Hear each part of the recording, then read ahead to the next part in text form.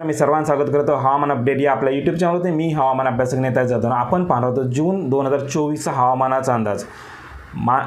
Monsoon 2024 चे काल आगमन झालेले आहे, म्हणजे केरळमध्ये त्याने एंट्री केली। त्याच्यानंतर येणाऱ्या 10 दिवसांमध्ये राज्यात मान्सून दाखल होण्याची शक्यता आहे। 5 जूनपर्यंत तळ कोकणात दाखल होईल व त्याच्यानंतर 10 जूनपर्यंत ते 12 जूनपर्यंत मुंबईमध्ये दाखल होण्याची शक्यता आहे व 15 ते 16 जूनपर्यंत संपूर्ण राज्यामध्ये मान्सून हा सक्रिय झालेला आपल्याला पाहायला मिळण्याची शक्यता आहे। याचबरोबर हवामान खात्याचा विचार जर केला, हवामान खात्याने जून महिन्यामध्ये सरासरीपेक्षा जास्त पावसाची शक्यता व्यक्त केलेली आहे। याचबरोबर काही भागामध्ये मात्र सरासरीपेक्षा कमी पाऊस आपल्याला पाहायला मिळणार आहे। आपण जिल्ह्यानिहाय जर पावसाचा विचार जर केला तर ठाणे, पालघर, याचबरोबर रायगड आणि रत्नागिरीचा उत्तरेकडील भाग या भागामध्ये सरासरी एवढा पावसाची शक्यता आहे व दक्षिणमध्ये तालुक्यात चिपळूण, गुहागर, रत्नागिरी, खेड, राजापूर, लांजा, देवगड, कणकवली, याचबरोबर सावंतवाडी, कुडाळ व गोव्यापर्यंत या भागामध्ये सरासरीपेक्षा जास्त पावसाची शक्यता आहे। याचबरोबर आपण पश्चिम महाराष्ट्राचा जर विचार केला तर पुणे, अहमदनगर काहीचा भाग असेल, याचबरोबर सातारा उत्तरेकडील भाग, शिरवळ, वाई, मेढा या भागामध्ये पाहिलं तर सरासरी एवढा पावसाची शक्यता आहे व दक्षिण भागामध्ये सातारा, कोरेगाव, फलटण,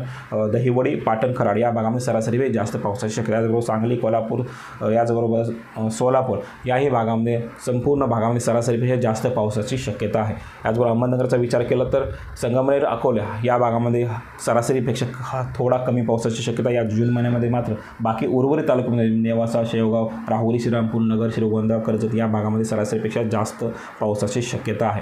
याचबरोबर आपण जर मराठवाड्याचा विचार केला तर मराठवाड्यामध्ये छत्रपती संभाजीनगर, जालना, परभणी, हिंगोली, नांदेड, लातूर, धाराशिव, बीड या संपूर्ण जिल्ह्यामध्ये सरासरीपेक्षा जास्त पावसाची शक्यता आहे।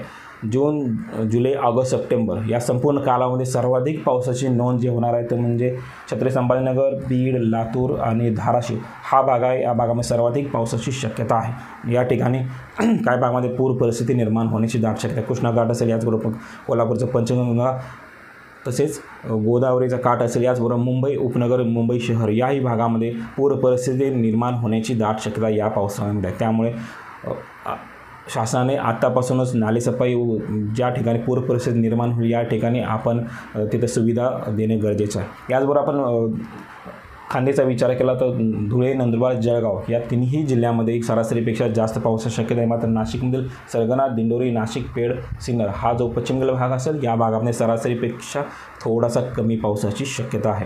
याचबरोबर आपण विदर्भाचा विचार केला तर विदर्भामधील बुलढाणा, अकोला, वाशिम, यवतमाळ, चंद्रपूर, गडचिरोली, त्याचबरोबर अमरावतीजवळ दक्षिण भाग असेल, वर्धाचा दक्षिण भाग असेल या भागामध्ये सरासरीपेक्षा जास्त पावसाची शक्यता आहे। तसेच धारणी, चलपूर, मोर्शी, वरोड, याच नागपूर संपूर्ण जिल्हा, भंडारा आणि गोंदियाचा उत्तरेकडील भाग या भागामध्ये सरासरी एवढा पावसाची शक्यता आहे। हे होतं जून महिन्याचं हवामान अपडेट। जर आता आपण हवामान अपडेट या यूट्यूब चॅनल सबस्क्राईब केलं नसेल कृपया सबस्क्राईब करा, बेल आयकॉन नक्की क्लिक करा। धन्यवाद।